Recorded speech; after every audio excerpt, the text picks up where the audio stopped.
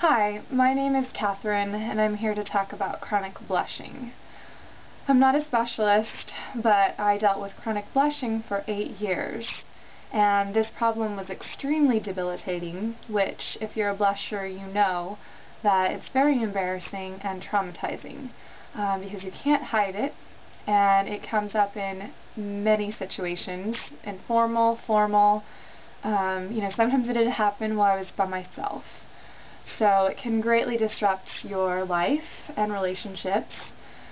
At the time, what I did not know is that I had a combination of things. I had adrenal exhaustion.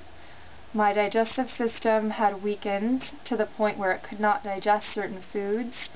I had developed adult onset allergies to gluten and caffeine, alcohol, processed sugar, certain inflammatory foods, and I was under high stress, so all of these things combined with my social anxiety disorder, which I'd had most of my life, was basically a recipe for chronic blushing.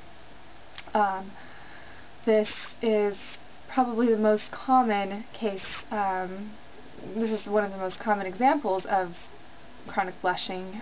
Some people in more rare cases have blushing from diabetes or carcinoid syndrome, which is, in that case, there's a tumor which is causing your body to blush as a signal fire saying there's something wrong. If you have carcinoid syndrome, you can just go to your doctor and get a simple urine test, and they'll be able to tell you if you have it, which is probably not the case. If you've looked online, you've probably done a lot of research about blushing. There are a lot of treatments out there, a lot of quick fixes such as lotions and medications that are recommended.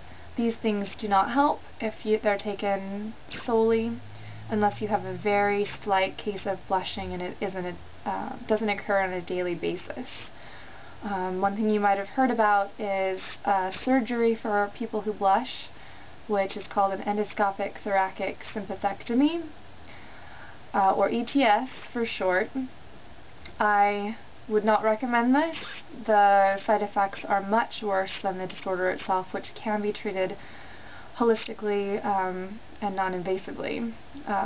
The surgery involves cutting the nerves, which is irreversible, and can cause Horner syndrome, which is a disfigured face, or excessive sweating of the groin and palms, which you do not want. This cannot be fixed. So I would push surgery out of your mind and try some other things first and continue them until your blushing stops. So once I learned that what I had was curable, I started doing things to improve my lifestyle and made diet choices that were more soothing to my body. So I stopped staying up so late. I stopped drinking alcohol, which I do not drink any alcohol or caffeine now. Don't ask me how I survived that, but I learned to. I started cutting out lots of inflammatory foods. You can get a book by Jessica Black called The Non-Inflammatory Diet, which talks about how to cut out foods and what to replace what you're used to, and what your daily staples are if those are inflammatory, so replace them with non-inflammatory foods, and she helps you learn how to do that. So I did those things, and then I also started taking supplements for my adrenal system and my digestive system, which started bringing those systems back into balance.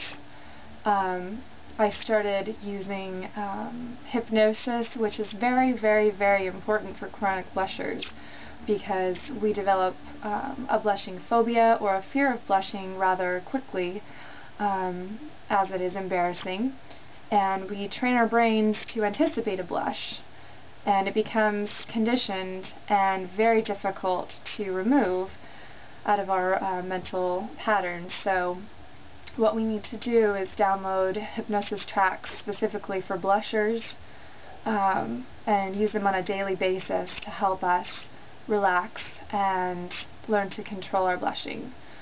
I personally did yoga, which helps relax the mind as well and helps you focus on your body instead of distracting yourself on your blushing problem. Yoga also helps you strengthen your core, which helps balance out the body systems as well. I specifically did Dawn Yoga, DAHN.